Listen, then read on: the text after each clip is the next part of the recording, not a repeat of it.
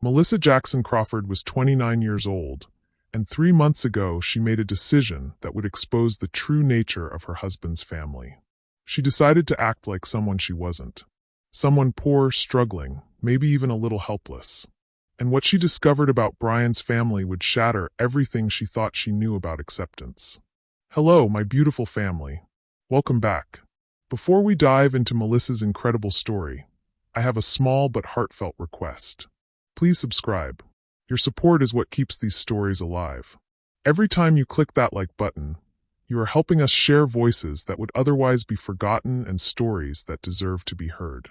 And in the comments, please tell us the city or country where you are watching from, because together, we are not just sharing stories, we are keeping hope alive. It started on a Saturday afternoon in early October 2024 when Brian nervously drummed his fingers on the steering wheel of his aging Subaru Outback.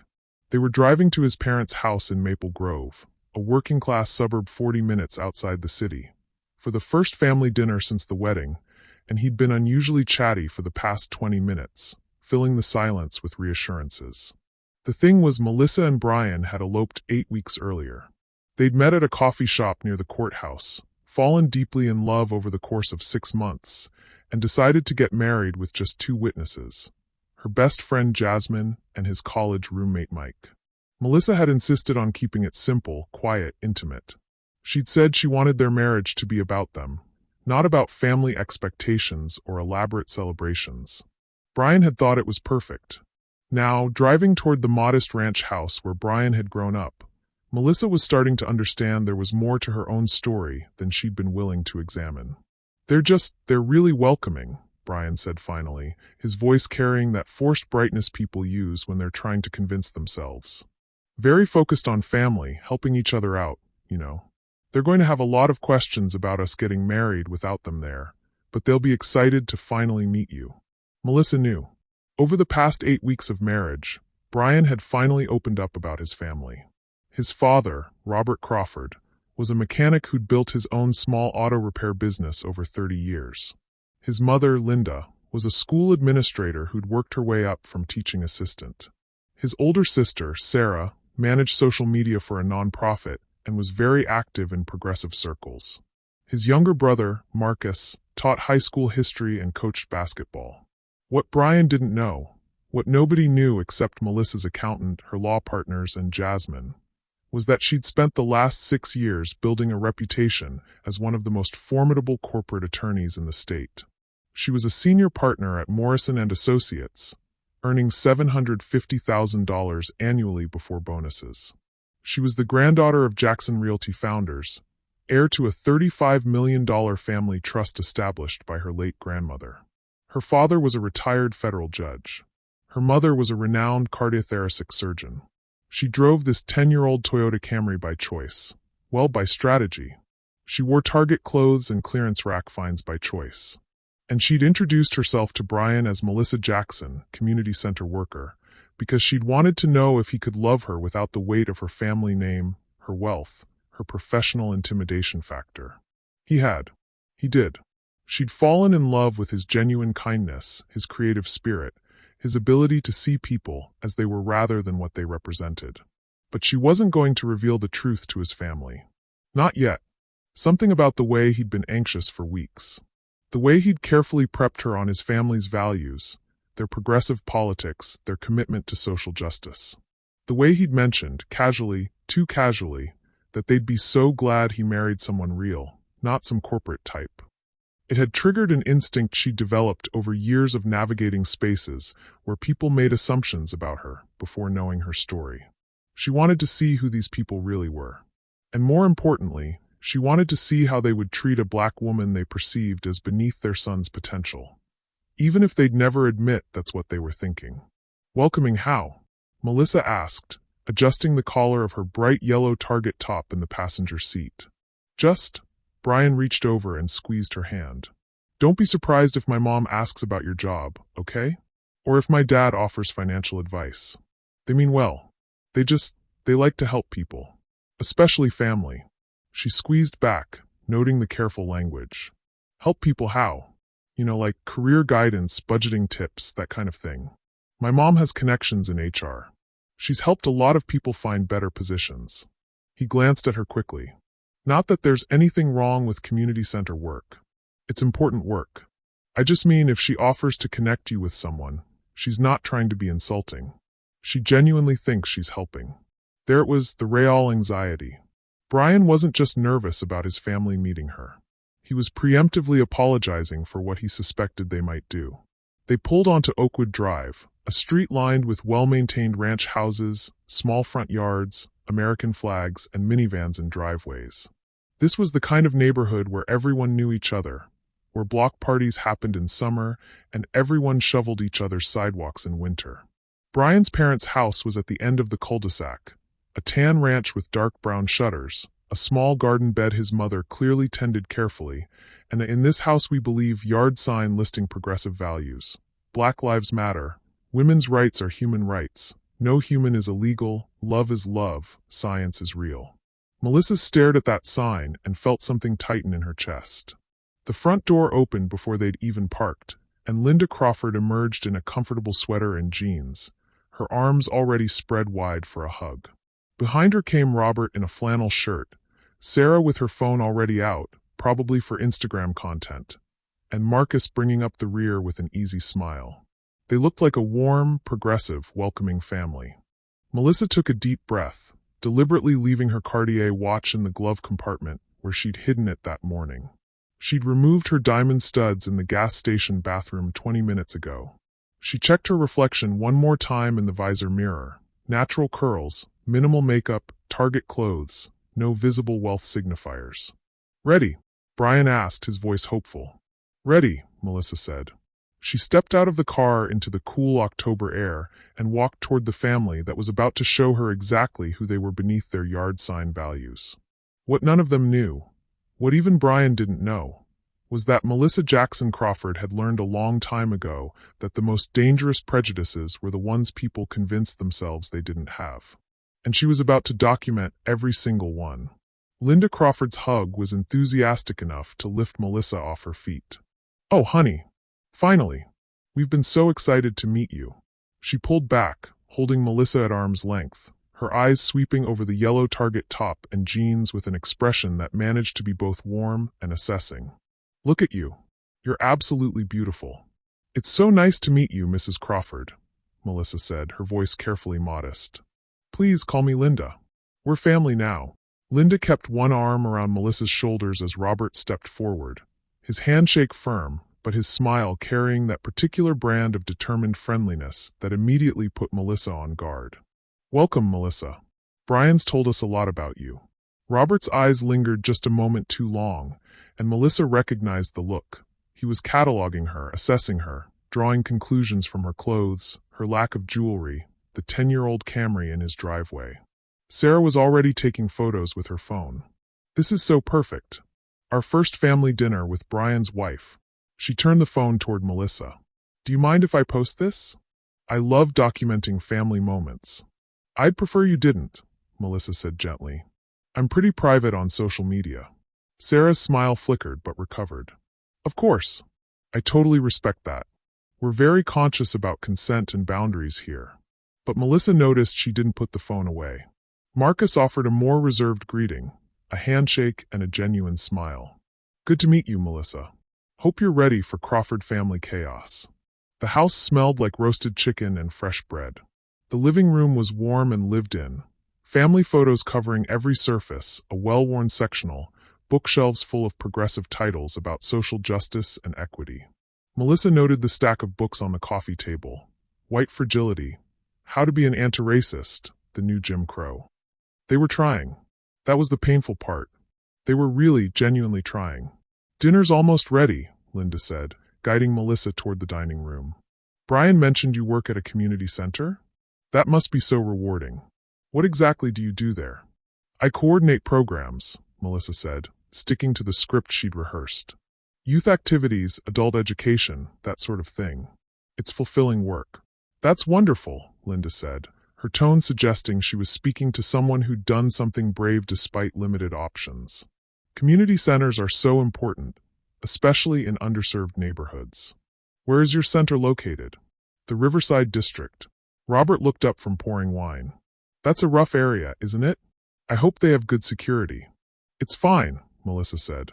She owned a building 2 blocks from the community center she supposedly worked at. The neighborhood was gentrifying rapidly, but she didn't mention that. They settled around the dining table, and Melissa felt the weight of their attention like a physical thing. Brian squeezed her hand under the table, oblivious to the undertones in his family's warmth. So, Linda began, serving roasted chicken with practiced efficiency. Brian told us you two got married at the courthouse. That must have been practical. We wanted something simple, Brian said quickly. Just us, no fuss. Of course, Robert said. Though we would have loved to help with a proper celebration. Every bride deserves that. Melissa felt the familiar tightness in her jaw. The courthouse was exactly what we wanted. Still, Sarah chimed in, I was thinking, and tell me if this is overstepping, but I could set up a GoFundMe to help you guys have a real reception later. My followers are super generous, and it would be such a beautiful story. Like, love wins despite financial limitations, you know? The silence that followed lasted exactly 3 seconds. That's really not necessary, Melissa said carefully. Sarah, maybe not right now, Brian said, his voice strained. But Sarah was already warming to the idea. No, hear me out. It's not charity, it's community support. That's what allyship looks like, using my platform to lift others up. I'd be honored to do it. Linda jumped in before Melissa could respond. What Sarah means is that we're all here to support you both. That's what family does. She looked at Melissa with such earnest concern that it made something crack inside Melissa's chest. And Melissa, I want you to know we don't see color in this family. We just see people. We see you as Brian's wife, and that's all that matters to us. There it was. Melissa's fork paused halfway to her mouth. She saw Brian tense beside her, finally sensing something wrong but not understanding what. That's good to know, Melissa managed. We marched, you know, Robert said, leaning forward with pride. After George Floyd. The whole family. We believe in doing the work, not just talking about it. Marcus shifted uncomfortably in his seat, but said nothing. That's important, Melissa said, her voice neutral. The conversation flowed around her like a current she was drowning in. Linda mentioned her connections in HR. I'd love to introduce you to some people, help you find something with better benefits and career growth. Robert launched into advice about building credit and saving money. It's never too early to start thinking about financial stability, especially if you didn't have those conversations growing up. Sarah talked about her nonprofit work helping disadvantaged communities. Every word was wrapped in kindness. Every assumption was delivered with love. Brian, oblivious, beamed at his family. See, I told you they'd love you. After dinner, as Linda served coffee and homemade apple pie, Robert leaned back in his chair and fixed Melissa with a look that was probably meant to be fatherly. Melissa, I want you to know how glad we are that Brian found you. He glanced at his son. Before things got harder for you, Brian can provide stability, security. That's what marriage should offer. The implication hung in the air like smoke. Linda nodded enthusiastically. Exactly. We're just so happy he can give you the life you deserve. And we want to help however we can. I actually have a friend who runs an HR department at a corporate firm downtown. They're always looking for administrative assistants, and the pay is much better than community center work. I could make a call Monday morning. I'm happy with my job, Melissa said quietly. Of course you are, honey, Linda said, patting her hand. But sometimes we don't know what opportunities are available until someone opens those doors for us. Especially if those doors were closed growing up. Brian finally spoke up, his voice uncertain. Mom, I don't think Melissa needs. It's just a conversation, sweetie, Linda interrupted. I'm not trying to be pushy. I just want to help. Melissa looked around the table at their faces. Linda's maternal concern, Robert's benevolent condescension, Sarah's social justice warrior enthusiasm, Marcus's uncomfortable silence, Brian's dawning confusion. They thought they were being good people. They thought they were helping. That was the worst part. Thank you, Melissa said, her voice steady despite the storm building behind her ribs. That's very kind of you to offer. The evening wound down with more offers of help, more assumptions wrapped in generosity, more declarations of their progressive values and colorblind acceptance. When they finally said their goodbyes, Linda pulled Melissa into another suffocating hug. "Welcome to the family, honey. We're going to take good care of you." In the car, Brian was almost giddy with relief. "That went great. I knew they'd love you. They can be a little much sometimes, but their hearts are in the right place." Melissa stared out the window at the passing streetlights, watching the modest suburban homes blur past. "Yeah, their hearts are definitely somewhere. You okay? You're quiet. Just tired." "It was a lot." Brian reached over and squeezed her hand. "I know, but now the hard part's over. You're part of the family now." Melissa squeezed back, saying nothing. When they got home to their apartment, the penthouse she owned but had never told him about, Melissa went straight to the bedroom. She opened her laptop and created a new folder, Crawford Family Documentation. Then she pulled out her phone and started a voice memo. Documentation Day 1. October 14th, 2024. First dinner with the Crawford family. She closed her eyes, replaying the evening in her mind. Every condescending comment, every savior-complex assumption, every microaggression disguised as kindness. Linda Crawford offered to help me find a better job, without asking if I was happy with my current position. Assumption: community center worker equals limited opportunities equals need for rescue. Robert Crawford advised me about financial stability and credit building, assuming I didn't have those conversations growing up. Translation: poor black woman needs financial education from knowledgeable white man. Sarah Crawford suggested a GoFundMe for our wedding, assuming financial struggle without ever asking about our actual situation. All three repeatedly emphasized that they don't see color and praised themselves for their allyship. She paused, her voice catching slightly. Brian remained completely oblivious to every single moment of condescension. He genuinely believes his family's acceptance is real. Melissa saved the memo and sat in the darkness of her bedroom. This bedroom in the building she owned, in the life she'd built, with the law degree she'd earned and the career she'd fought for. Tomorrow, she'd go back to being a powerhouse attorney in $2,000 suits, commanding corporate boardrooms. But tonight, she was the woman the Crawfords thought they were saving, and she was going to document every second of it. The conference room on the 42nd floor of Morrison & Associates had floor-to-ceiling windows overlooking the city skyline. Melissa Jackson Crawford stood at the head of the table in a charcoal Armani suit, her natural curls pulled back in a sleek bun, diamond studs catching the morning light. "Your client's position is untenable, Mr. Richardson." Her voice was steel-wrapped in silk. "The discovery documents clearly show a pattern of breach dating back 18 months. You can either accept our settlement offer now, or we can let a jury decide. I promise you, they won't be as generous as we're being." Across the table, opposing counsel shifted uncomfortably. Marcus Richardson was 60 years old with 3 decades of litigation experience, and right now he looked like a student being schooled by a professor who'd caught him plagiarizing. "Ms. Crawford, surely we can negotiate. I've given you the negotiation. This is the conclusion." Melissa slid a document across the polished mahogany. "Your client pays $8.3 million in damages plus legal fees, signs the NDA, and we all go home. You have until 5 p.m. today. After that, the offer drops to 0 and we proceed to trial." She gathered her files with practiced efficiency. "Gentlemen, my assistant will see you out." As the opposing team filed out, her senior partner James Morrison appeared in the doorway, a slow smile spreading across his face. "You just made them pay us to avoid paying us more. That's art, Melissa. That's contract law." But she allowed herself a small smile. "They'll accept by noon, which is why you made senior partner at 27. James checked his watch. "Speaking of which, we have the Sanderson merger review at 2. Can you lead?" "Already prepared. I'll have my analysis to you by 1.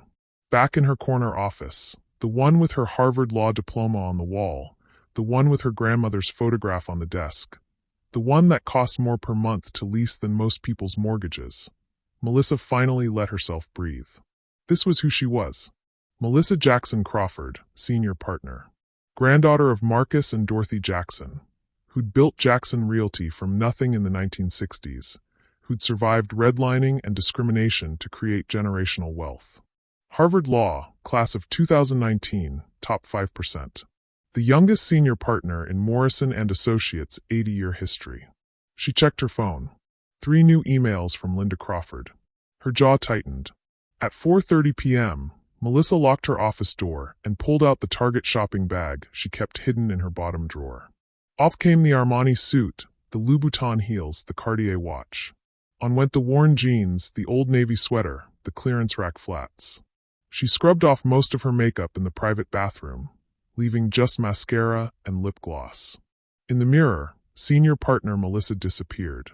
Community center worker Melissa looked back. The transformation had become ritual, sacred and slightly sick. Her phone buzzed with a text from Brian, picking up Thai food on the way home. "Love you. Love you too," she typed back and meant it. That was the complexity that made everything harder.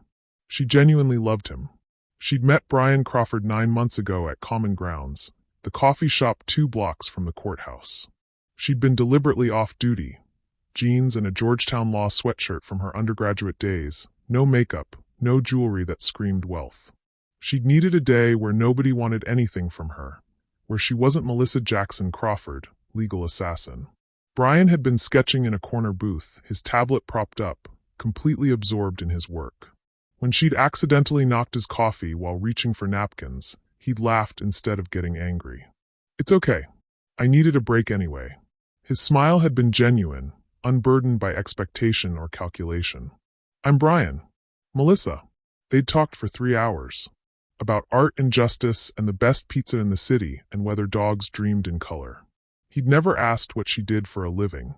He just seemed interested in who she was as a person. When he'd asked for her number, it was because he wanted to know her better, not because he wanted something from her.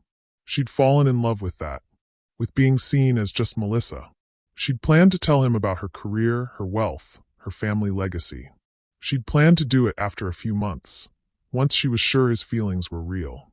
But the months had passed, and the truth had felt increasingly impossible to reveal. And then they'd gotten married, a spontaneous courthouse decision fueled by love and wine and Brian's beautiful certainty that they were meant to be together. She'd planned to tell him during their honeymoon weekend. And then they'd driven to his parents' house. Now, 3 weeks after that first dinner, the Crawfords' help had become a daily siege. Linda's emails arrived like clockwork, morning, noon, and evening. Today's subject line: administrative assistant position, perfect growth opportunity. "Hi Melissa. I spoke with my friend Janet who runs HR at Westfield Corporation. They have an opening for an administrative assistant in their legal department. Thought you might like being around lawyers. It pays $48,000 plus benefits. I know it's not glamorous, but everyone has to start somewhere, and Janet says there's real room for advancement. Can I give her your resume? Love, Linda." Melissa stared at the email on her phone. Westfield Corp was a client. She'd negotiated their acquisition deal last year. Janet Martinez had taken her to dinner twice, trying to recruit her to their in-house legal team. She deleted the email without responding. Her phone buzzed again, a shared Google Sheet notification from Sarah. Crawford Family Budget Tracker, updated. Melissa opened it with a sense of dread. Sarah had created an elaborate spreadsheet tracking Brian and Melissa's supposed finances. Rent, $1,400, Melissa owned the building. Utilities, she'd made up numbers. Groceries, transportation. At the bottom, Sarah had calculated their shortfall and highlighted it in red. "You guys are $340 short this month. Let me know if you need help." Below that, a cheerful note. "Also started a savings goal for your future family. Every little bit helps." 2 hearts. Melissa closed the spreadsheet before she threw her phone across the room. Then came Robert's email, his third this week, with an article from Forbes titled "Breaking the Cycle: Financial Literacy for First-Generation Wealth Builders." "Melissa, thought you might find this helpful. Building wealth is possible for everyone with the right knowledge and discipline. Never too late to start learning. Happy to discuss anytime. Robert." Her father was a federal judge. Her mother was a surgeon. Her grandmother had built a real estate empire. But sure, Robert, teach her about building wealth. At 6 p.m., Brian came home with Thai food and stories about his day at the design agency. Melissa listened, laughed at the right moments, asked questions about his projects. This part was real. Their connection, their love, that was genuine. "My mom emailed you again, didn't she?" Brian said sheepishly. I saw she copied me on some job posting. She's just trying to help, Melissa said, the lie smooth after weeks of practice. I know, but... Brian hesitated. Is it too much? I can tell her to back off. Yes, Melissa thought. Tell her to back off. Tell your whole family to stop treating me like a charity case. It's fine, she said instead. She means well. After Brian fell asleep, Melissa sat in the bathroom with her phone, scrolling through the day's accumulation of help. She pulled up her messages with Jasmine Parker, her best friend since Harvard Law, one of 3 people who knew the truth. I don't know if I can keep doing this, Melissa typed. Jasmine's response came immediately. Then stop. Tell Brian. Tell his family. End it. But what if I'm right about them? What if their acceptance is only conditional? 3 dots appeared, then disappeared. Then, you know I love you.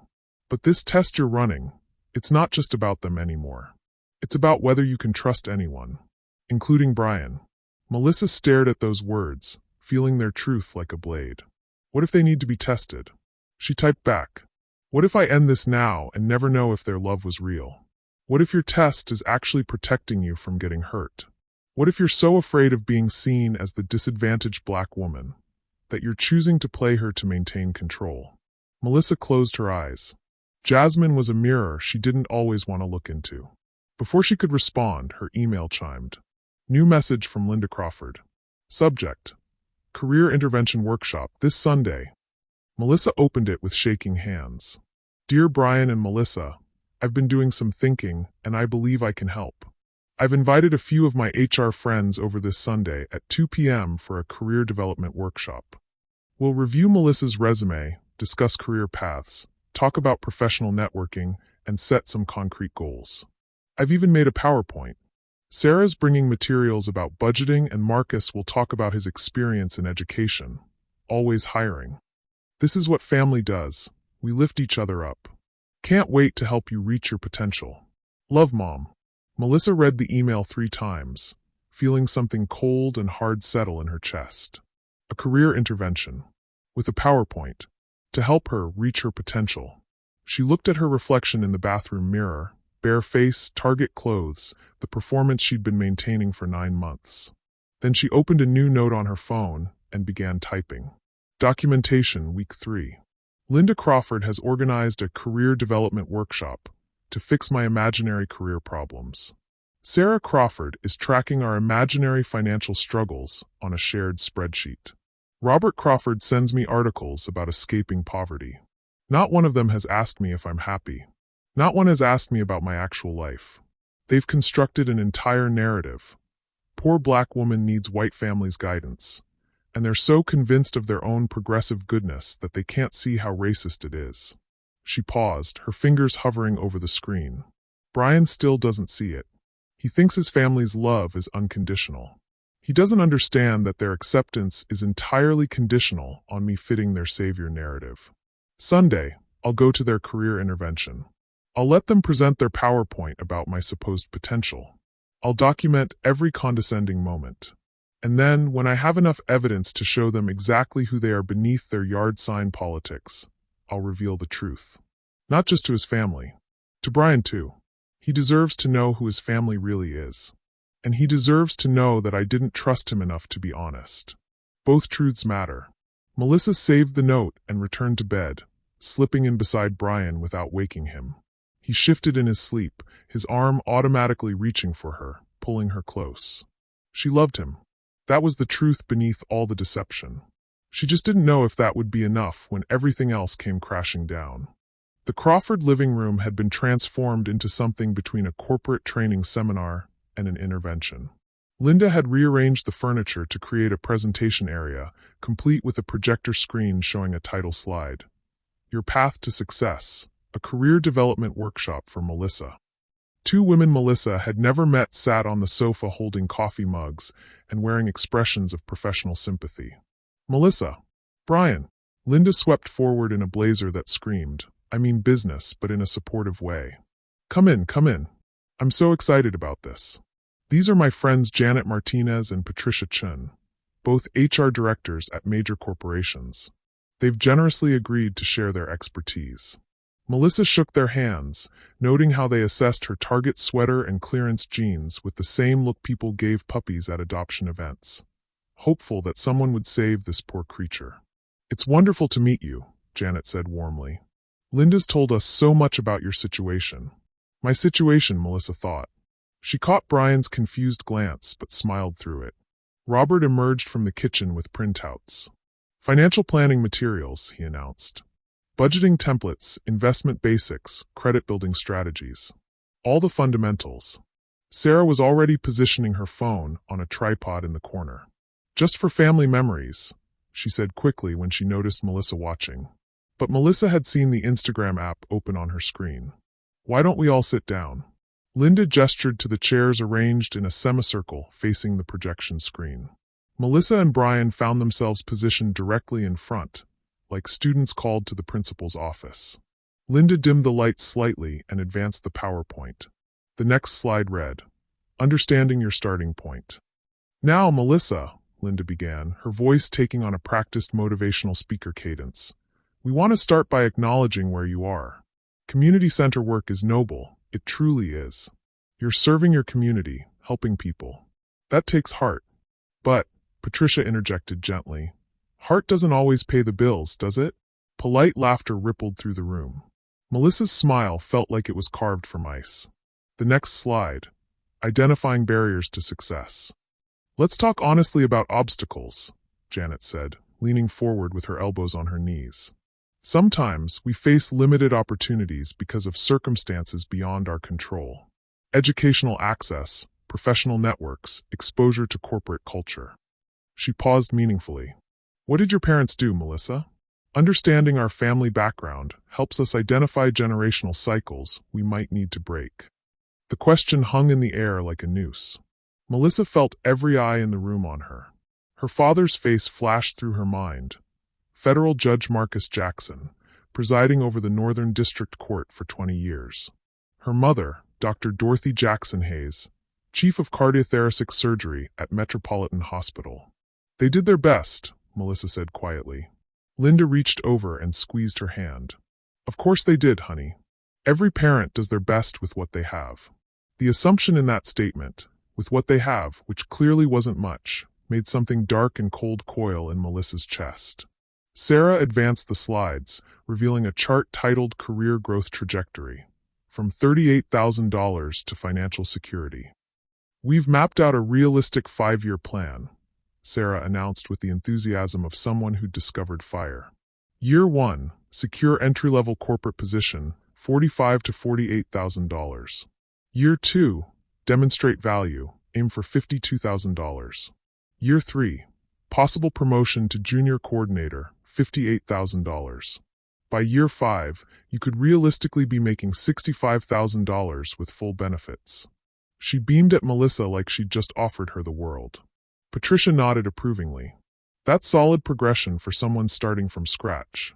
"The key is getting your foot in the door," Janet added. "Corporate environments value reliability, professionalism, willingness to learn. You'd need to polish your resume, maybe take some online courses in Microsoft Office, business communication." "Melissa's very smart," Brian interrupted, his voice strained. "She doesn't need basic computer courses." "Of course not," Linda soothed. "We're just covering all the bases. Better to be overprepared than underprepared, right?" Robert stood up, passing around his printed materials. "This is where financial literacy comes in. Once Melissa has a stable corporate income, she'll need to understand budgeting, saving, investing. The stock market can seem intimidating, especially if you didn't grow up around these conversations, but it's actually quite simple once you understand the basics." He launched into an explanation of index funds and compound interest that Melissa could have given in her sleep. Her family trust had been generating compound interest since 1985. "The key is starting early," Robert continued. "Even small amounts, $1.50 a month, can grow significantly over time. That's how wealth is built." Melissa watched him, this man who'd built a successful auto repair business through hard work and grit, completely oblivious to the fact that he was explaining basic financial concepts to someone whose investment portfolio was worth more than his house. "This is really thoughtful," Brian said, but his tone had shifted. Melissa recognized the uncertainty creeping in. But Mom, did you actually ask Melissa if she wants to change careers? If she's happy at the community center? The room went silent. Linda's smile tightened. Honey, everyone wants stability and opportunities, Linda said carefully. We're not suggesting Melissa isn't happy. We're helping her access doors that were probably closed before. That's what family does. We help each other rise. But, Brian started. Actually, Linda interrupted, her voice bright with forced enthusiasm. This is the perfect transition to the best part. She pulled out a folder with the flourish of a magician revealing a trick. Melissa, this is my gift to you. Janet has generously agreed to personally recommend you for an administrative assistant position in the legal department at Morrison & Associates. It's one of the most prestigious law firms in the city. The world tilted sideways. Janet picked up the thread seamlessly. It's entry-level, $45,000 annually, but Melissa, the exposure you'd get working around talented attorneys, learning how a top-tier firm operates, it's invaluable. You could work your way up. Some of our assistants have even gone on to become paralegals. The interview is set for Wednesday at 10 a.m., Linda continued, sliding papers across to Melissa. I've already confirmed with their HR department. All you need to do is show up with a resume and a positive attitude. This is your chance, honey. Your door opening. Melissa stared at the Morrison & Associates letterhead. Her firm. Her office. The place where she was senior partner. The irony was so crushing she almost laughed. That's... She looked up to find every face in the room watching her with expectant, encouraging expressions. They genuinely believed they were changing her life. That's very generous. We're just so happy to help, Patricia said. There's something beautiful about using our privilege to lift others up. Sarah was definitely filming now, not even pretending otherwise. Melissa could already imagine the Instagram caption. Using our networks to create opportunities. This is what allyship looks like. #FamilyFirst, #lifting each other up. The PowerPoint presentation alone must have taken hours, Brian said, and Melissa couldn't tell if he was being genuine or if sarcasm was finally creeping into his voice. Oh, it was no trouble, Sarah insisted. I actually enjoyed it. It's important work. Important work. Fixing Melissa's imaginary poverty had become their family project. Linda pulled Melissa into a hug that felt more like a claim of ownership. You're going to do amazing things, honey. With our help and your work ethic, there's no limit to what you can achieve. Over Linda's shoulder, Melissa caught Brian's eye. He looked troubled now, truly troubled, like someone watching a magic trick and finally noticing the mirrors. Mom, he said slowly, this is a lot. Maybe Melissa needs time to think about. Nonsense, Robert interrupted. Opportunities like this don't wait. When someone offers you a hand up, you take it. It's true, Janet agreed. The position might not be available for long. They were all looking at her. These good people, these progressive, well-meaning, utterly condescending people who'd constructed an entire narrative about her life without ever asking her a single real question. Melissa stood up slowly, smoothing her cheap Target jeans.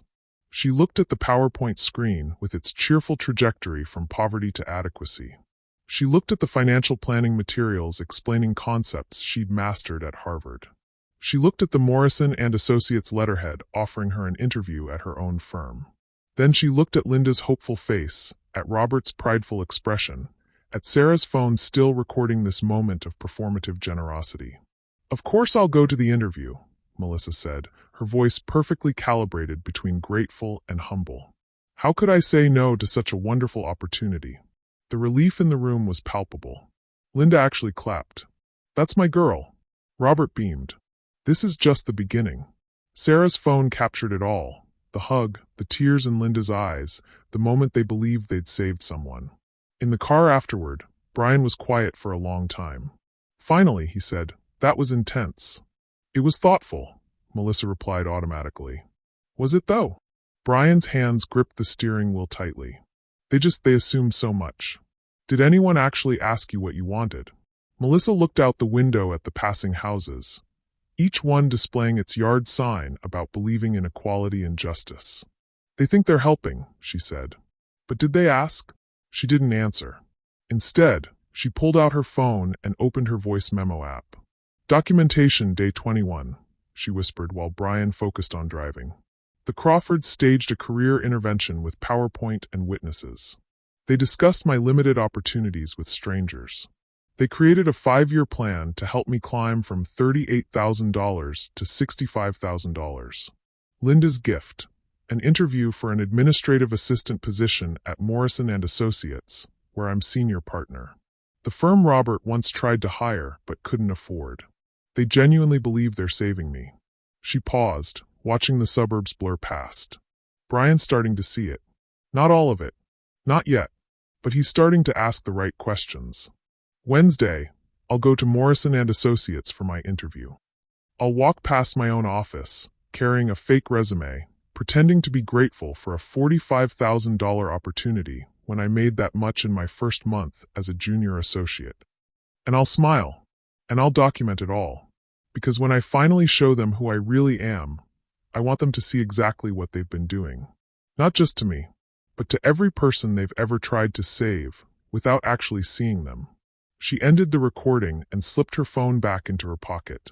Beside her, Brian was still gripping the wheel too tightly, his jaw set in thought. The test was entering a new phase, and Melissa was keeping score of every single moment. Linda's email arrived at 7:23 a.m. with the subject line, "Inspiring read." Attached was an article from The Atlantic titled "Breaking Free: How Young People Overcome Urban Poverty Through Education and Mentorship." "Melissa, this made me think of you. Such powerful stories about resilience.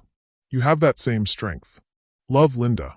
Melissa stared at her phone screen while sitting in her corner office at Morrison & Associates, her Harvard Law diploma literally hanging on the wall behind her. She'd grown up in Chevy Chase, one of the most affluent suburbs in the DMV. Her childhood home had 7 bedrooms. She hit record on her voice memo app. Documentation week 4. Linda sent article about overcoming urban poverty. Assumption: Black woman equals urban poverty equals need for inspirational content about escape. Reality: I grew up in a house worth $3.2 million. She saved it to the folder that was growing disturbingly thick. Melissa discovered Sarah's Instagram post by accident. One of her law school friends sent her a screenshot with 3 question marks. The post showed a photo from the career intervention workshop. Melissa was visible in the background, looking uncomfortable while Linda presented her PowerPoint. Sarah had cropped it to make it look candid and warm. The caption read, "Using our privilege to lift others up isn't just words, it's action. So proud of my family for helping my sister-in-law access opportunities that weren't available to her before." This is what allyship looks like. When we center the voices of marginalized communities and use our networks for good, we create real change. #allyship, #liftingothers up, #familyfirst, #antiracism, #dobetter. The post had 847 likes and 93 comments, all praising Sarah's important work. Melissa screenshot everything. Then she called Jasmine. "She posted me without permission," Melissa said, her voice shaking. "She's using my fake poverty for woke points." "Sue her," Jasmine said flatly. "I'm serious. That's exploitation. I can't. Not yet. I need more." "More? Melissa, how much more can you take?" Melissa looked at the post again, at her own face being used to validate someone else's progressive credentials. "Thanksgiving," she said. "I need to see them at their most performative." Brian came home from his parents' house looking shaken. "My dad wanted to talk," he said, dropping his keys on the counter with more force than necessary. "About marriage. About finances." Melissa's stomach tightened. "What did he say?" "He said," Brian ran his hand through his hair. "He said that he knows I love you, but I need to be realistic about financial disparities in relationships. He suggested I keep certain accounts separate. He actually used the phrase protecting your assets." "Protecting them from what?" Melissa asked, even though she knew exactly what. He didn't say it directly, but the implication was clear. Brian looked at her, confusion and anger warring in his expression. "He thinks you might be, I don't know, using me? For financial stability." Melissa felt something cold settle in her chest. "What do you think?" "I think my father was way out of line." But his voice carried a thread of uncertainty that hurt more than his father's suspicions. She added it to the documentation. Robert Crawford warned Brian to protect his assets. Implication: black wife from lower economic status might be gold digger. Reality: I have 700 times his net worth. The quietest Crawford was, in some ways, the worst.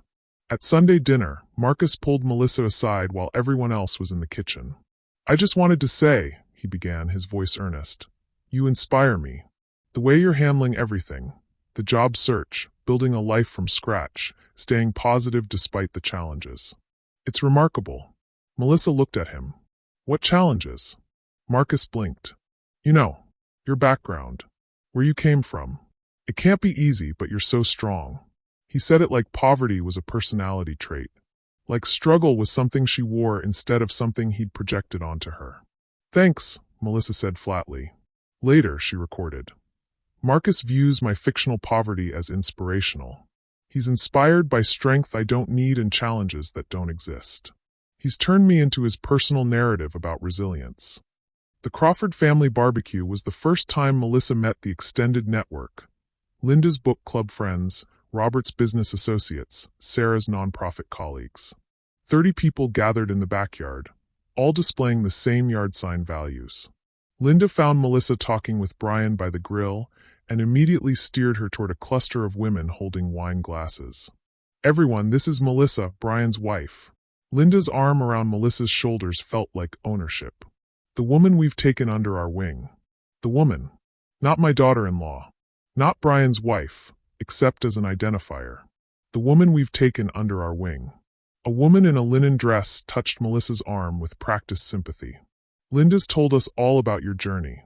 It's so beautiful how they're helping you overcome your circumstances. You're so lucky to have this family," another added. "Not everyone gets this kind of support system." A man joined the circle, one of Robert's contractor friends. "And you're doing really well with it. You're very articulate, very well spoken." The compliment landed like a slap. Articulate, well spoken. The surprise in his voice that a black woman could construct complete sentences. "I went to Harvard," Melissa said quietly. "Oh, affirmative action programs are wonderful." Linen dress woman beamed.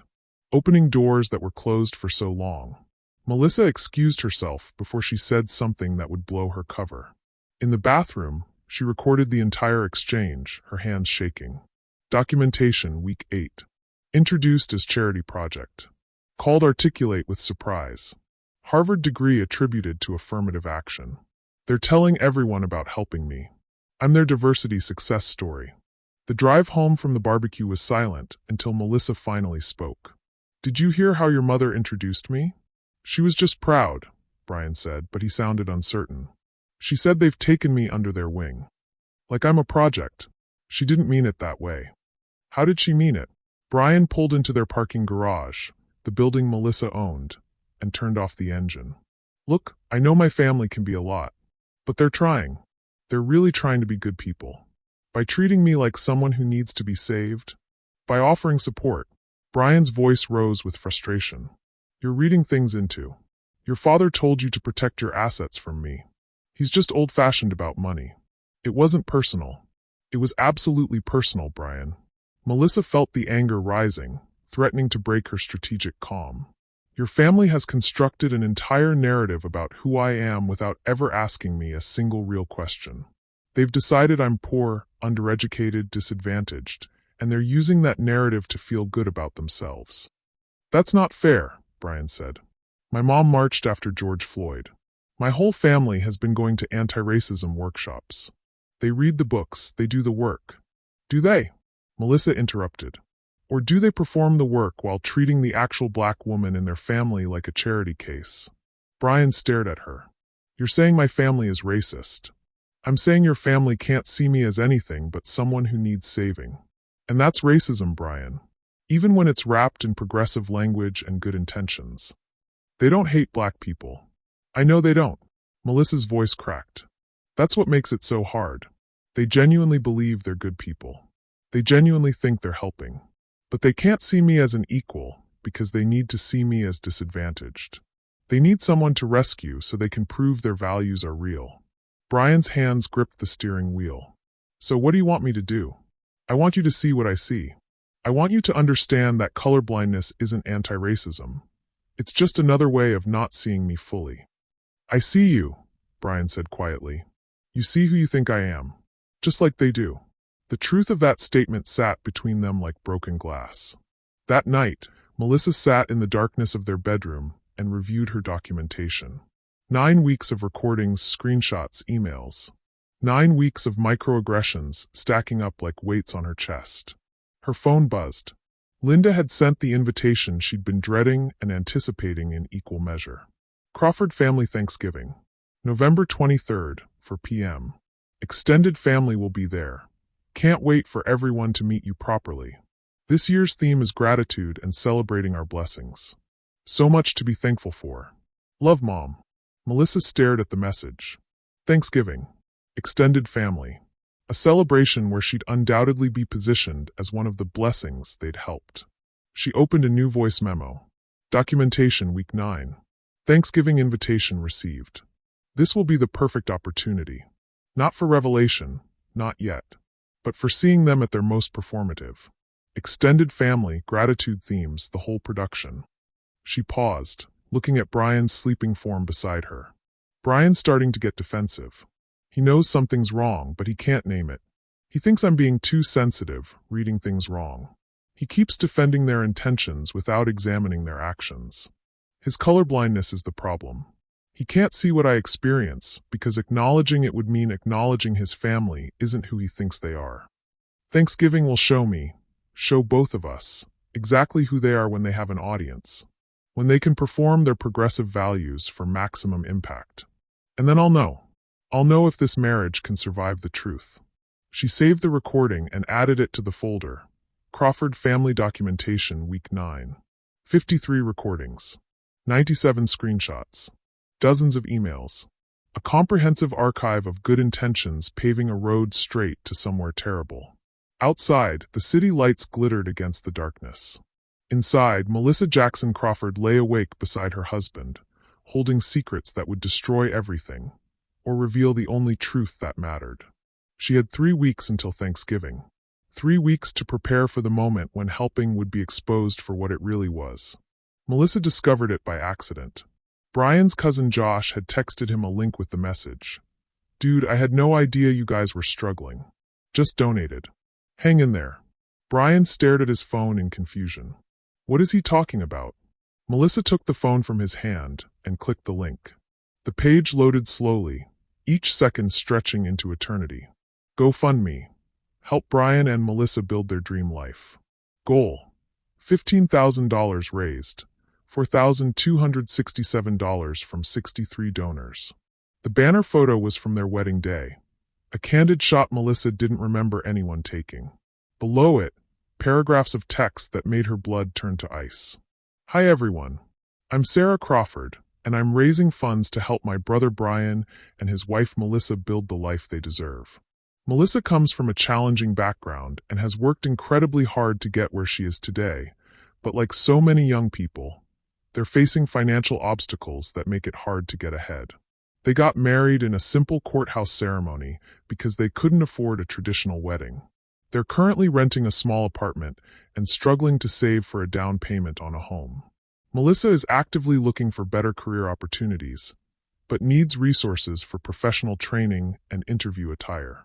Every dollar raised will go toward moving costs for a safer neighborhood, career development courses, professional wardrobe, and helping them build an emergency fund. Brian works hard, but one income isn't enough in this economy, especially when you're starting from scratch. Let's show this amazing couple what community support looks like. Any amount helps. Thank you for being part of their journey. 2 hearts. Melissa read it 3 times. Each word was a knife. What the fuck? Brian whispered. Sarah made a GoFundMe? Without asking us. Melissa scrolled down to the updates section. Sarah had posted 5 times over the past 2 weeks. Update number 4. 3 days ago Melissa had a promising job interview this week. So proud of her courage and determination. With your help, we're giving her the tools to succeed. This is what lifting each other up looks like. Folded hands. Update number 3. 1 week ago grateful for this community. Melissa's journey reminds me why allyship matters. We all have privilege we can use for good. Let's help this deserving couple overcome systemic barriers. Raise fist. The comments section was worse. This is beautiful. Your family is doing the real work of anti-racism. So inspiring to see people using their privilege to help. Donated $50. This is what allyship looks like. Thank you for centering marginalized voices. Your sister-in-law is so lucky to have you. Not everyone gets this kind of support. Melissa's hands were shaking so badly, she almost dropped the phone. She's been updating this for 2 weeks, she said, her voice hollow. 2 weeks of telling strangers about my challenging background and our financial struggles. She's been constructing a narrative about my life, our life, and sharing it with hundreds of people. Brian grabbed his keys. We're going over there. Right now. Sarah answered the door in yoga pants and a hoodie that said, "Nevertheless," she persisted. Her smile faltered when she saw their faces. Oh, hey guys, I wasn't expecting. GoFundMe. Brian's voice was sharp. You made a GoFundMe for us without asking? Sarah's expression shifted from surprise to defensive in an instant. I was trying to help. You guys are always stressed about money. I thought. You thought what? Melissa interrupted, her voice dangerously quiet. What exactly made you think we needed your help? Well, I mean, Sarah gestured vaguely. Your apartment, Melissa's job search, the courthouse wedding. It's obvious you're struggling. Did I ever say we were struggling? Melissa asked. Did Brian ever say that? Or did you just assume? Linda appeared from the kitchen, wiping her hands on a dish towel. What's going on? Your daughter created a crowdfunding campaign for our financial struggles without asking permission, Brian said. She's been telling people Melissa comes from a challenging background and needs help with professional training. Linda looked to Sarah, who crossed her arms defensively. I was being supportive.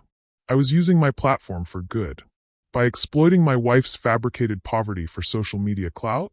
Brian's voice rose. By telling strangers we can't afford to live safely?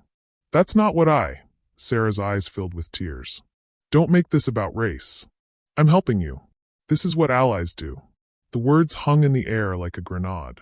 Don't make this about race, Melissa repeated slowly. You constructed an entire narrative about a black woman's challenging background, without ever asking about my actual background. You presented me as someone who needs saving, used that story to raise money and praise for your allyship, and now you're telling me not to make it about race. I had good intentions. Sarah's voice cracked. Why are you attacking me for trying to help? Because you didn't help, Melissa said. You helped yourself. You got to feel good, get praise from your followers, prove your progressive values, all by using a version of me that you invented. Linda stepped between them, her hand up like a referee. Okay, everyone needs to calm down. Sarah, honey, maybe you should have asked first. But Melissa, she had good intentions. Good intentions should count for something. Should they? Melissa pulled out her phone and opened the GoFundMe page. Let me read you some of these comments. This is what allyship looks like. Thank you for using your privilege to help. Your family is doing the real work of anti-racism. Sarah got all of that praise, that validation, by telling lies about my life. She scrolled to the updates. Here's Sarah telling everyone I had a promising job interview. That interview was at the firm where I'm actually a senior partner. But she doesn't know that because she never asked. A senior partner? Linda's voice was faint.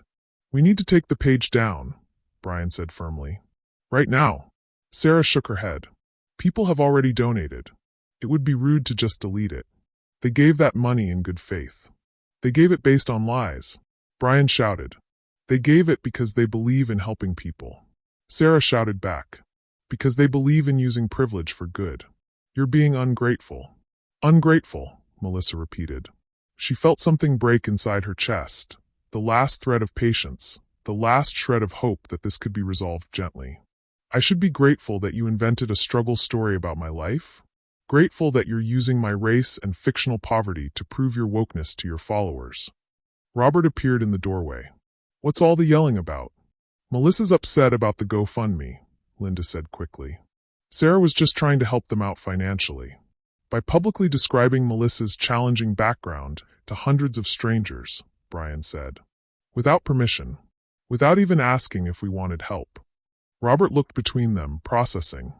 Sarah, did you ask them first? I wanted it to be a surprise. Sarah's tears were flowing now. A good surprise. Community support. Did you ask about Melissa's actual background? Robert pressed. Or did you just assume? The silence that followed was deafening. Brian stared at his father, then at his mother, then at his sister. Melissa watched the realization wash over his face. The understanding that his family had constructed an entire narrative about his wife without ever asking her a single real question about her life. "Oh my God," he whispered. "You all did this. Not just Sarah. All of you." "That's not fair," Linda protested. "We've been nothing but welcoming." "You've been welcoming to the version of Melissa you invented," Brian interrupted. "The poor black woman who needs your guidance and support. You never asked about the real Melissa. You just decided who she was and started helping her." "Brian, honey. Take down the GoFundMe," Brian said flatly. "Now." Sarah wiped her eyes. "I'll refund the donations, but I'm not deleting the page. People need to know their money is being returned. I have a responsibility to my donors." "Your donors," Melissa said. "Not our supporters. Your donors. Because this was always about you." She pulled out her phone and began taking screenshots. The campaign description, the updates, every comment praising the Crawfords' allyship, the $4,267 total raised from strangers pitying her fictional poverty. "What are you doing?" Linda asked nervously. "Documentation," Melissa said simply. She scrolled through Sarah's updates, capturing each one. "Evidence of the narrative you built. The story you told about me without my consent. The praise you received for helping someone you never actually knew." "This is insane," Sarah muttered. "I try to do something nice and get crucified for it." Melissa looked up from her phone. "Something nice would have been asking if we needed help. Something nice would have been respecting my privacy. Something nice would have been seeing me as a person instead of a project." She finished screenshotting and looked at Linda, who'd gone pale. "Your daughter raised $4,267 by telling lies about my life. She got dozens of comments praising your family's allyship and anti-racism work. She used my race and invented poverty to prove her progressive values to her followers." Melissa's voice was steady now, cold and clear. "And when confronted, she told me not to make it about race. As if exploiting someone's race for social capital isn't inherently about race." "We're leaving," Brian said. He took Melissa's hand, and for the first time since this started, she felt him truly standing beside her rather than between. "Brian, wait," Linda started. "No. You wait. All of you." Brian's voice shook. "You're going to think about what you've done. Really think about it. Not the intentions, but the actions. Not what you meant, but what you did." They walked to the car in silence. Only when they were inside, doors closed against the world, did Brian speak. "I'm so sorry." His voice broke. "I didn't see it. I should have seen it, but I didn't." Melissa stared at the screenshots on her phone. Her life, fictional and exploited, shared with strangers for the price of progressive validation. "They want to help me," she said quietly. "They want to save me so badly they invented someone who needs saving." She looked at Brian, at the devastation in his face as he realized what his family had done. "Let's see how they react when they find out who I actually am." It was no longer a test. It was a reckoning. And Thanksgiving was 3 weeks away. The Crawford house was transformed for Thanksgiving.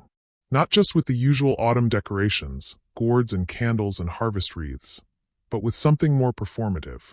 A large chalkboard in the entryway proclaimed, "What we're grateful for," in careful cursive. The dining room table stretched to accommodate 30 people, extended family and carefully selected friends who'd been invited to witness the Crawford family's progressive values in action. Melissa stood in the foyer in her yellow Target top, the same one from that first dinner, and felt the weight of what was coming settle over her like a shroud. "There's my favorite daughter-in-law." Linda swept in wearing a cardigan that probably cost more than Melissa's entire fake wardrobe, arms open for a hug that felt like a claim of ownership. Brian's grip on Melissa's hand tightened. Since the GoFundMe explosion 2 weeks ago, he'd been different, quieter, more observant, finally seeing the patterns he'd been blind to for months. But seeing and speaking were different things. Come in. Everyone's so excited to meet you properly." Linda guided them toward the living room where clusters of people held wine glasses and made polite conversation. My sister Karen is here. She's a social worker, you'll love her, and Robert's brother Tom and his wife, and the Hendersons from book club. The introductions blurred together. Each person looked at Melissa with that particular expression she'd learned to recognize. Sympathy wrapped in progressive validation. They'd been told a story about her. They'd been prepared. In the dining room, Melissa noticed the gratitude jar, a large glass vase with slips of paper inside. Linda saw her looking and beamed. Oh, this is our tradition. Everyone writes what they're grateful for this year. We'll read them before dinner. She gestured to the jar. Go ahead, add yours. Melissa picked up a blank slip and a pen, acutely aware of Linda watching. She wrote simply, truth.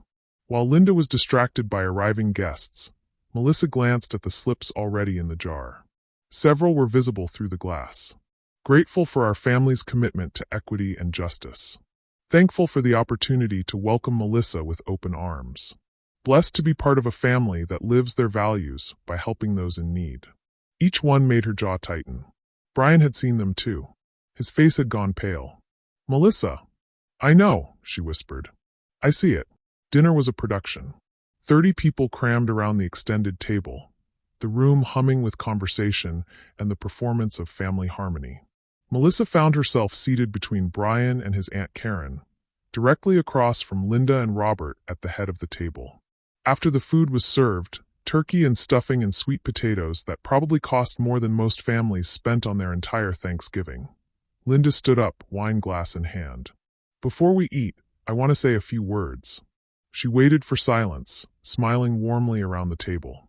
This year has been so special for our family.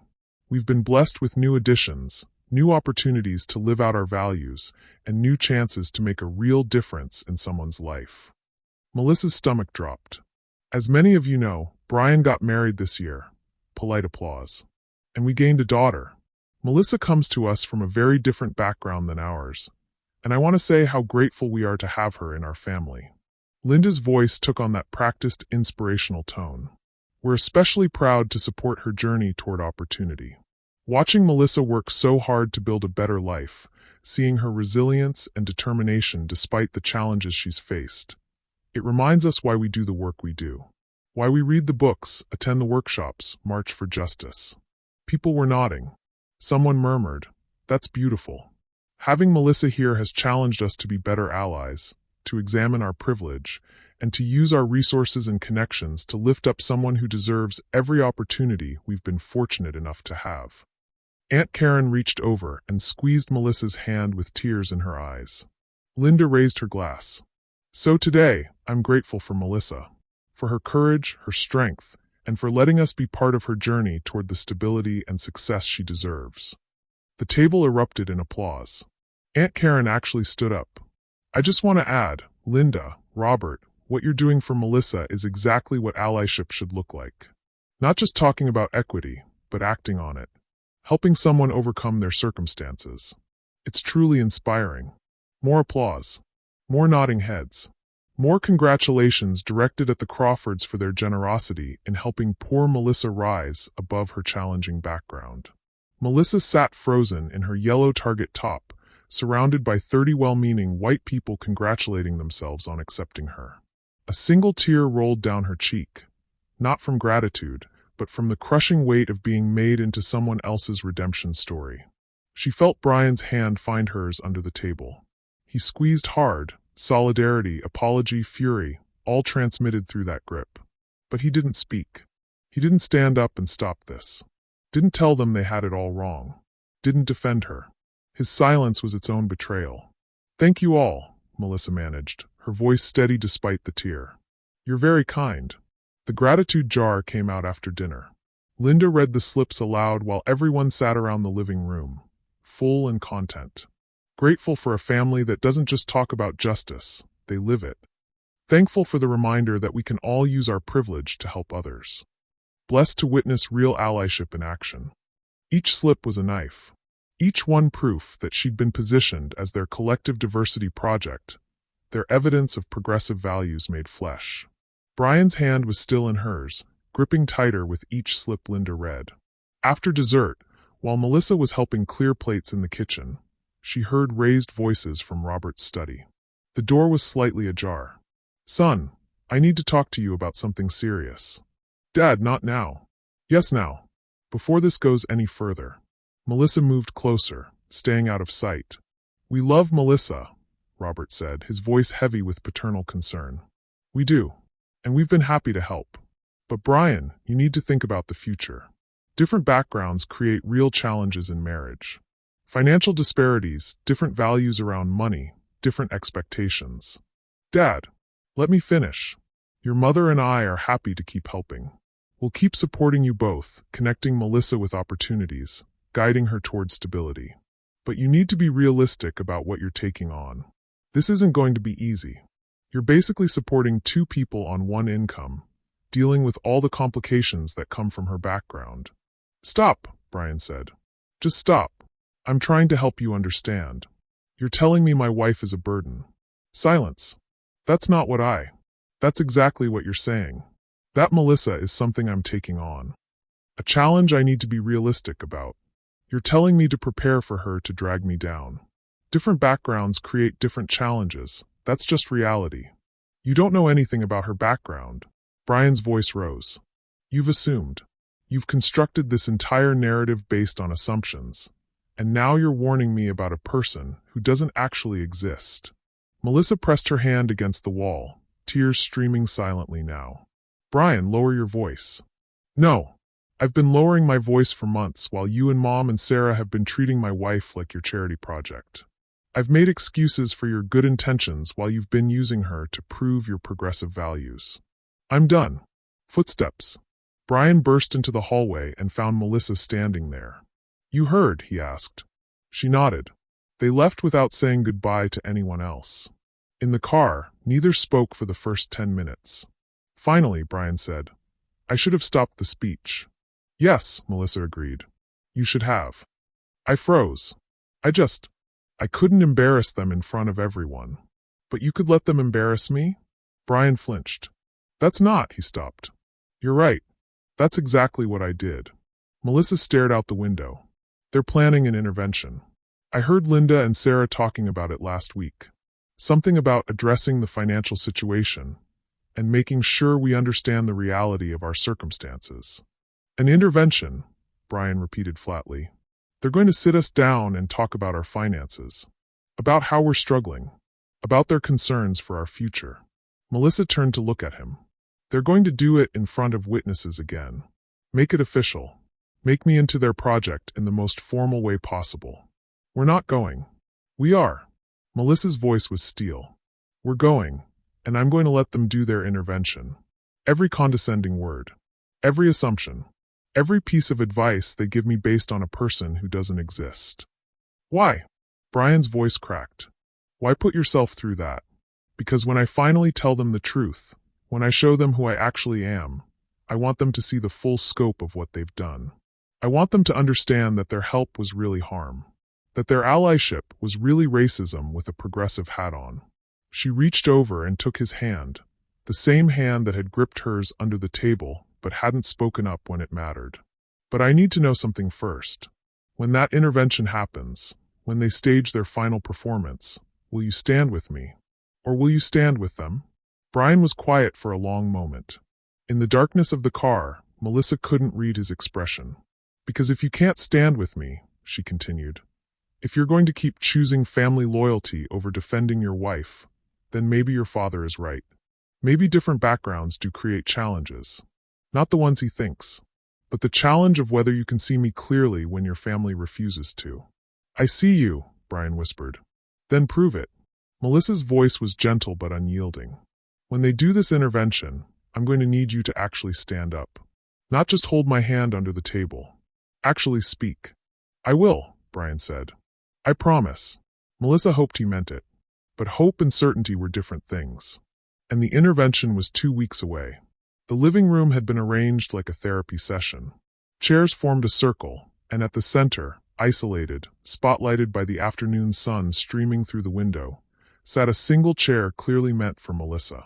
She stood in the doorway taking it in, Robert and Linda on the sofa, Sarah and Marcus in adjacent chairs, and a woman she recognized from Thanksgiving, Aunt Karen, the social worker, positioned with a notebook like she was preparing to facilitate. "Come in, you two," Linda said, her voice carrying that practiced gentleness counselors use with troubled clients. "We're so glad you came." Brian's hand found Melissa's. She felt the tension vibrating through him. "Have a seat, Melissa." Linda gestured to the center chair. "Brian, you can sit here next to your father." The choreography was deliberate. Melissa at the center. Brian with his family. The intervention subject separated from her defender. Melissa walked to the chair and sat down. Surrounded. "We want to start by saying we love you both," Linda began, hands clasped in her lap. "This is coming from a place of deep care and concern. We've been worried, very worried, about your marriage." "Worried how?" Brian asked, his voice tight. Robert leaned forward. "Son, we can see the stress. The financial pressure. We've watched it building for months, and we think it's time to address it directly, as a family. With love," Aunt Karen added, her therapist voice smooth as oil. "In a safe, supportive space." Sarah pulled out a folder. "I've been tracking some things, just to help, to understand the situation better." She opened it to reveal spreadsheets. "These are your joint expenses over the past 3 months. Brian, you've been covering 87% of the bills. Rent, utilities, groceries, almost everything." She slid the papers across to Melissa like evidence in a trial. "That's a significant imbalance," Aunt Karen observed. "In healthy partnerships, we look for more equitable contribution, even if the amounts differ based on income." "I called around," Robert said, pulling out his own notes. "Community center coordinators in this area make between $35,000 and $42,000 annually. Even at the high end, Melissa, that's a significant gap between what you're earning and what the household needs." "We're not trying to shame you," Linda said quickly. "We know you're doing your best with what you have." "But the math doesn't work," Sarah interrupted. "And we're concerned about what this means long term. What happens when you want to buy a house? Have children? One income can't support that." Melissa sat perfectly still, her hands folded in her lap. She caught Brian's eye. His jaw was clenched so tight she could see the muscle jumping. "There's also the emotional labor," Aunt Karen said, consulting her notebook. "Financial stress creates relationship strain. Studies show that money conflicts are the primary predictor of divorce. We want to address this before it becomes a crisis." "Which is why we did something," Linda said, pulling out an envelope with visible emotion. "We talked to the extended family, aunts, uncles, cousins, and we took up a collection." She handed the envelope to Melissa. Inside was a check for $5,000. "This is for your career training," Linda explained, tears in her eyes. "Professional development courses, certifications, whatever you need to access better opportunities. We've invested in your future because we believe in you." The check sat in Melissa's hands like evidence of everything wrong with this moment. $5,000, Robert said proudly. "From people who care about you, who want to see you succeed." "We know it's hard to accept help," Sarah added. "But this is what family does. We lift each other up. This is an investment in both of you," Aunt Karen said. "In your marriage, your future, your partnership." Melissa looked around the circle at their faces. Concern, pity, self-satisfaction, the glow of people certain they were doing good. Then she stood up. "Before you invest in my training," she said quietly, "let me tell you who you've been trying to save." She pulled out her phone and opened a folder of images. The first was her bar license. "I'm a senior partner at Morrison & Associates." She held it up so everyone could see. "I graduated from Harvard Law in 2019. I made partner at 27, youngest in the firm's history." The room went silent. Robert's face changed first, recognition dawning, then confusion, then something like horror. "Morrison & Associates? We tried to hire them 2 years ago for a contract dispute. They quoted us $800 an hour, and we couldn't afford it." "I know," Melissa said. "I reviewed your intake form. We passed because the case wasn't complex enough to justify our rates." She swiped to the next image, her office, her name on the door, the city skyline behind her desk. "This is where I work. This is who I am when I'm not performing poverty for you." She showed them her client list: Fortune 500 companies, major corporations, high-stakes litigation worth millions. "My annual income is $750,000 before bonuses. I have a family trust worth $35 million, established by my grandmother who built Jackson Realty from nothing in the 1960s. My father is retired federal judge Marcus Jackson. My mother is Dr. Dorothy Jackson Hayes, chief of cardiothoracic surgery at Metropolitan Hospital. Linda's hand went to her mouth. Sarah had gone pale. Marcus was staring at the floor. The apartment you thought we rented? I own the building. The financial stress you've been tracking? Fictional. The career training you want to invest in? I've been training attorneys for 6 years. She connected her phone to their TV. The same TV they'd used for Sarah's career intervention PowerPoint. But here's the really important part. I want you to hear yourselves. She pressed play. Linda's voice filled the room. We're just so glad Brian can give you the stability you deserve. Roberts, you probably didn't learn about investing growing up. Sarah's, everyone has to start somewhere. Aunt Karen from Thanksgiving. What you're doing for Melissa is exactly what allyship should look like. Clip after clip, assumption after assumption, 3 months of condescension played back to them in their own voices. Then she pulled up the GoFundMe on the TV screen. Help Brian and Melissa build their dream life. Melissa comes from a challenging background. Struggling to save, needs resources for professional training. The comments scrolled. This is what allyship looks like. Thank you for using your privilege to help. You raised $4,267 telling lies about my life, Melissa said. You got praised for your allyship while using my fabricated poverty as proof of your progressive values. You posted me on social media without consent. You tracked my expenses without permission. You staged interventions and career workshops, and now this. She gestured at the circle of chairs. All without ever asking me a single real question about who I actually am. Melissa, Linda started. You didn't want to know me, Melissa interrupted, her voice shaking now. You wanted someone to save. You needed a disadvantaged black woman to rescue, so you could prove you're good people. So you could feel good about your allyship and your equity work and your progressive values. She looked at each of them in turn. You constructed an entire narrative, my challenging background, my limited opportunities, my need for your guidance, and you never once asked if it was true. You just assumed. And that assumption was based on exactly 2 things. My race and your need to be saviors. That's not fair, Sarah protested weakly. We were trying to help. You were trying to feel good about helping, Melissa corrected. There's a difference. Real help starts with asking what someone needs. What you did started with deciding what I needed based on who you assumed I was. She held up the check for $5,000. This isn't generosity. It's not love. It's a savior complex. And it's racist. We're not racist. Linda's voice cracked. We marched, we read the books, You performed anti-racism while practicing racism, Melissa said. You can march and read books and put up yard signs, but if you look at a black woman and automatically assume poverty, struggle, and disadvantage, if you can't see her as anything but someone who needs saving, that's racism. Even when it's wrapped in good intentions. The silence was absolute. Robert sat with his head in his hands. Linda was crying. Sarah stared at the TV screen, still showing her own words about Melissa's challenging background. Marcus finally looked up, and there were tears on his face too. You're right, Marcus said quietly. We never asked. We just assumed. And that was wrong. It was more than wrong, Brian said, standing. His voice shook with fury. You treated my wife like a charity case for 3 months. You humiliated her at Thanksgiving in front of 30 people. You staged this intervention to tell her she's not good enough. And you did it all while congratulating yourselves on being good allies. He turned to Melissa. I should have stopped them weeks ago.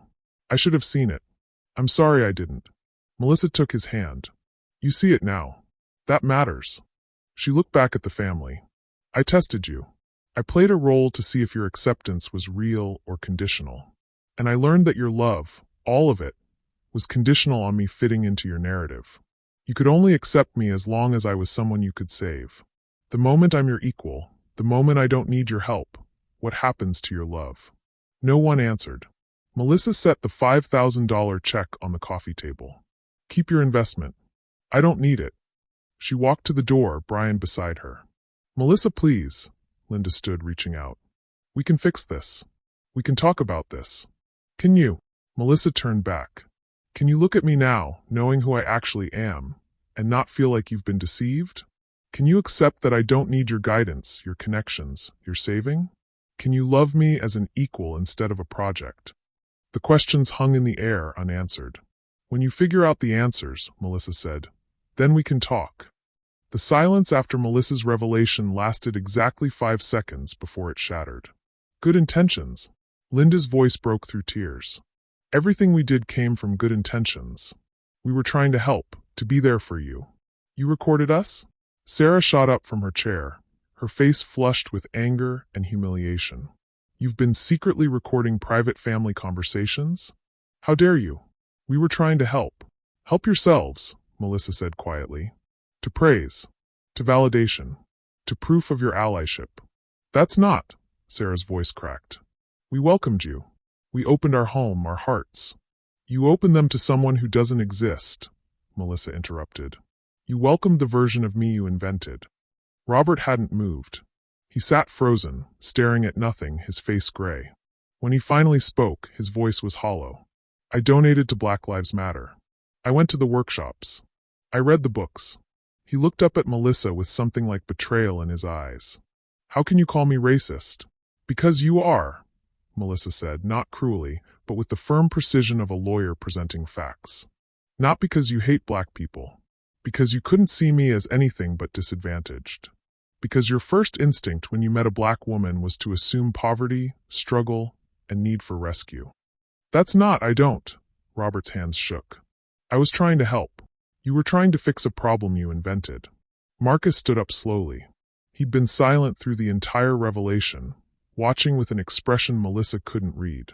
Now his voice cut through the chaos, quiet but clear. She's right.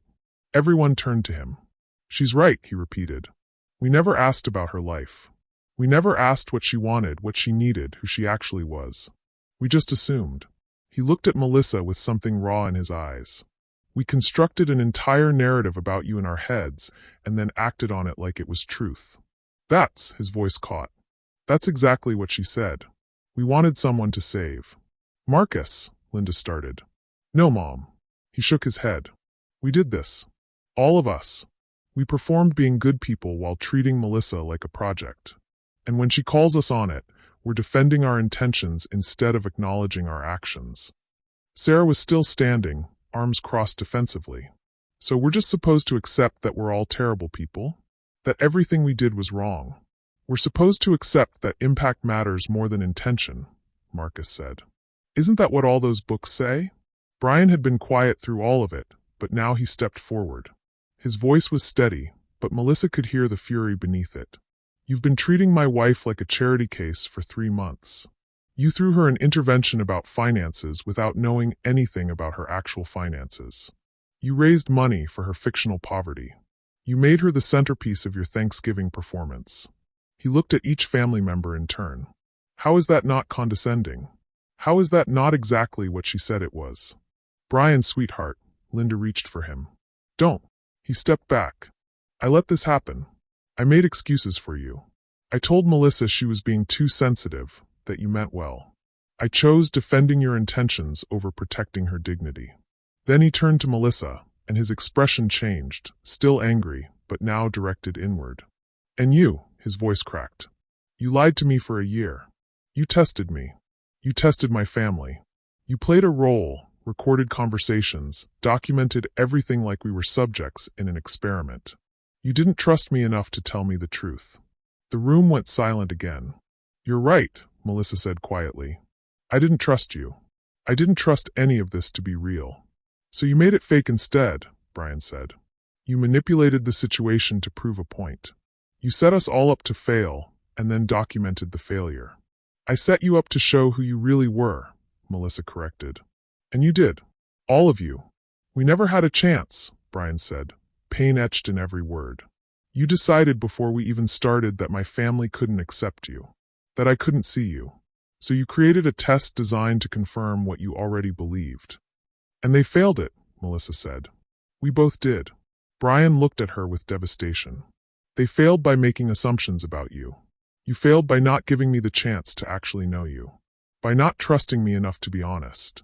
Melissa felt the truth of that settle in her chest like a stone. I need, She took a shaky breath. I need space. From all of this. She walked out. This time, Brian didn't follow. Melissa stayed at Jasmine's apartment for 2 weeks. During that time, her phone became a chronicle of different ways people avoided accountability. Day 2, Sarah's text. I'm sorry you felt hurt by my efforts to help. That was never my intention. I hope you can understand I was coming from a place of love.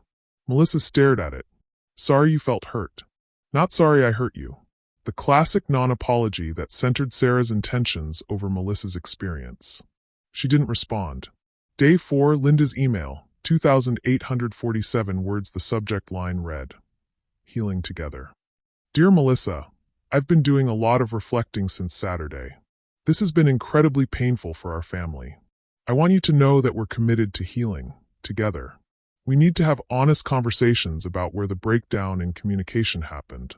I think if we can all approach this with open hearts and forgiveness, we can move past this difficult time. Family is about working through challenges together. I hope you'll give us the chance to rebuild. Love, Linda. Melissa read it 3 times, looking for the words I was wrong or I'm sorry for what I did. They never appeared. The entire email was about collective healing without individual accountability. About moving past rather than through. She didn't respond to that either. Day 7, Marcus's call. Melissa almost didn't answer. But something made her pick up. I'm in therapy, Marcus said without preamble. I started seeing someone 3 days ago. I'm working on this, on understanding my biases, my savior complex, all of it. Melissa was silent, waiting. I'm not calling to ask for forgiveness, he continued. I'm calling to say you were right. About everything. We never asked about your life. We just assumed. And those assumptions were racist, even though, especially though, we thought we were being anti-racist. Why are you telling me this? Melissa asked. Because you deserve to know that at least one of us is actually doing the work instead of just performing it. His voice was raw. I hope you'll give me the chance to do better. To actually be better. But I understand if you don't. I understand if you're done with all of us.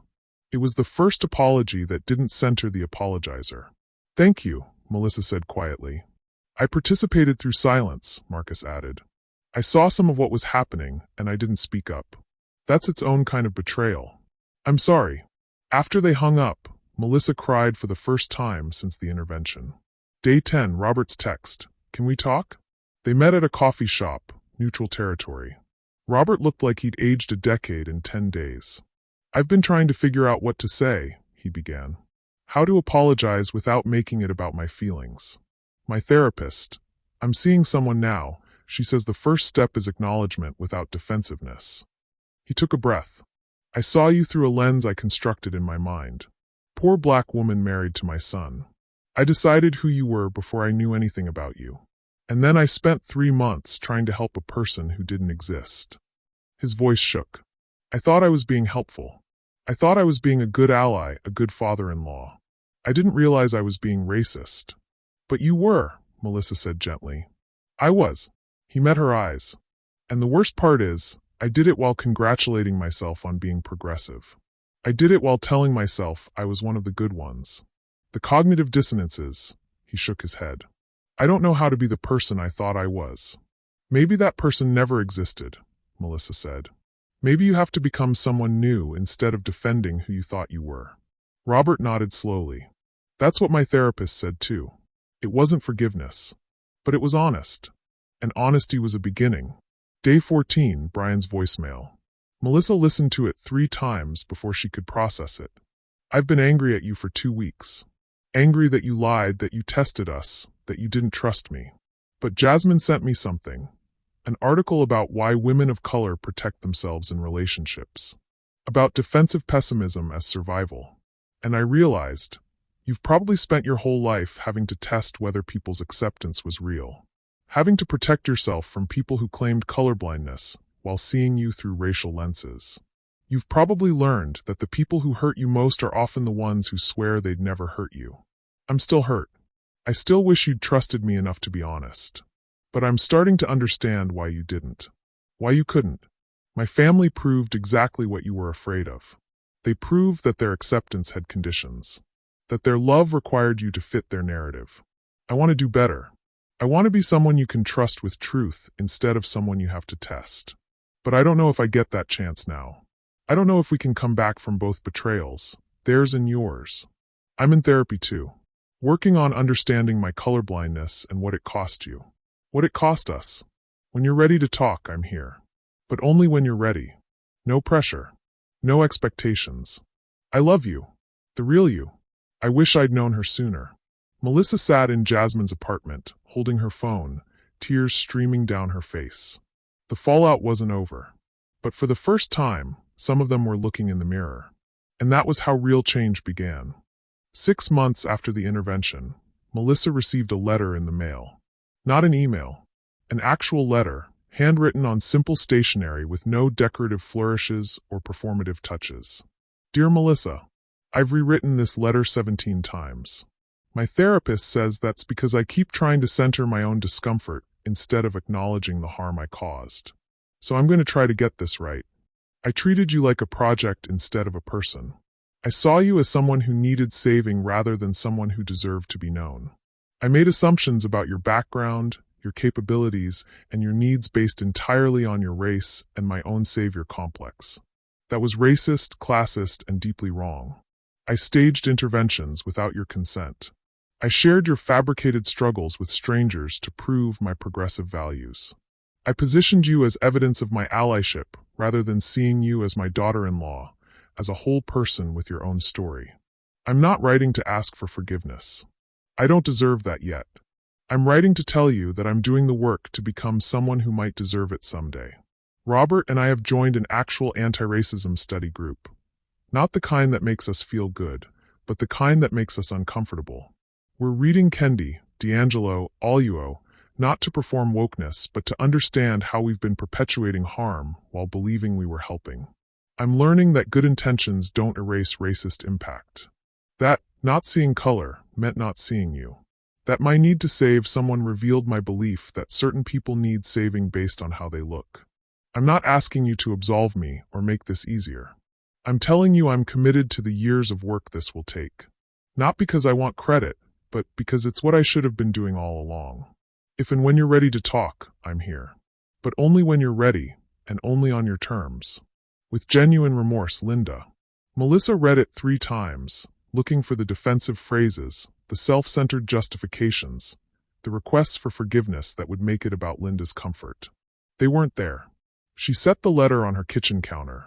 The kitchen in the penthouse she and Brian had finally moved back into together after 4 months of separation and 2 months of careful reconciliation.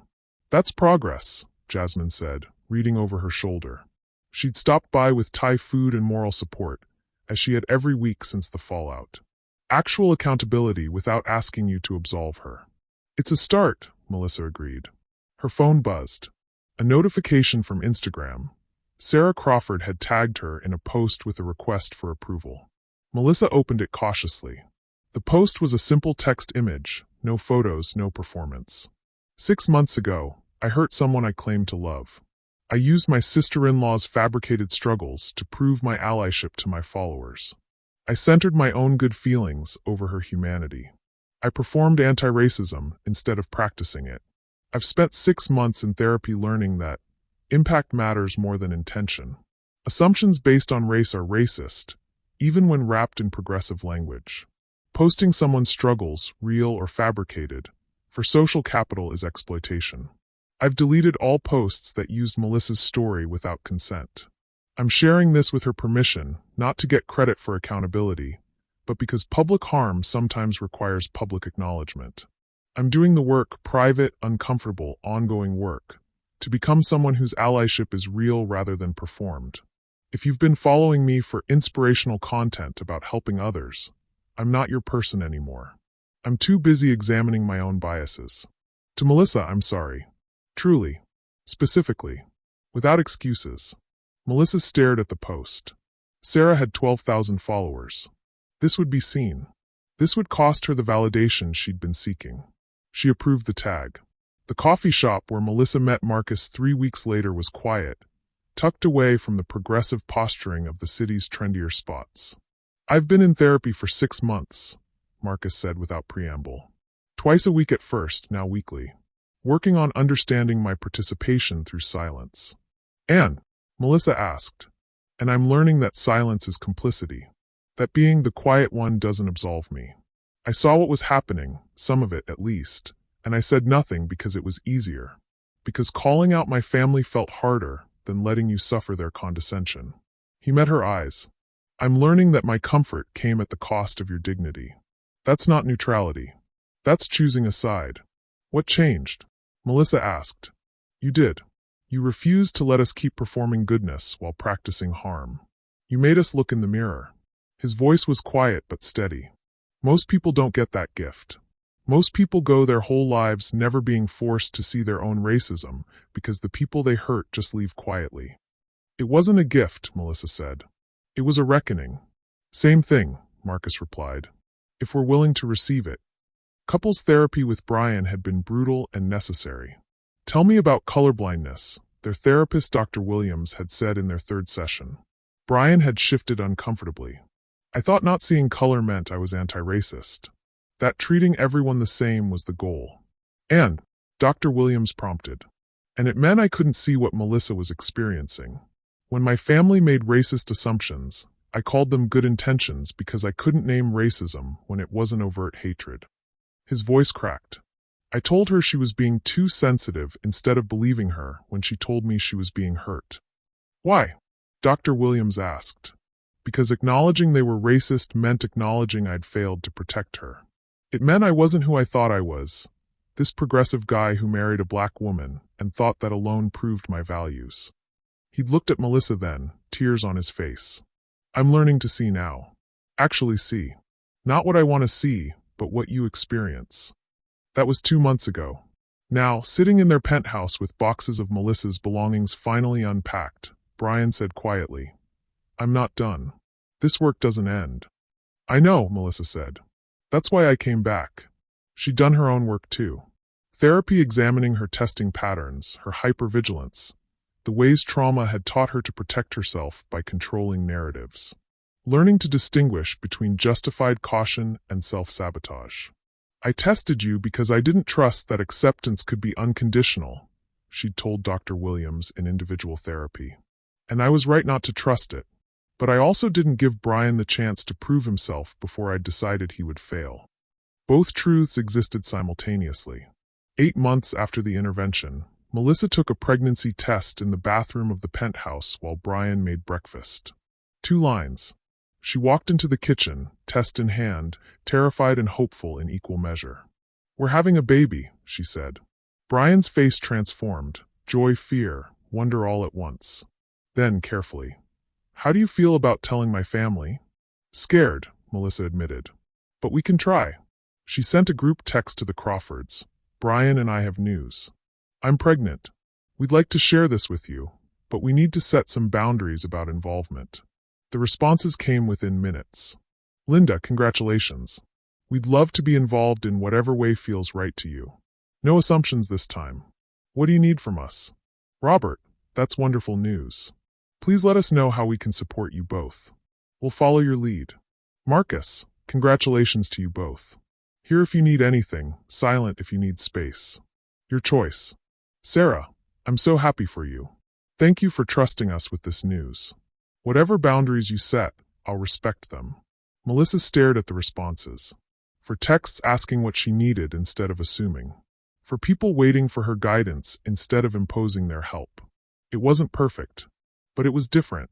The first family dinner since the intervention happened 2 weeks later. Melissa wore her own clothes.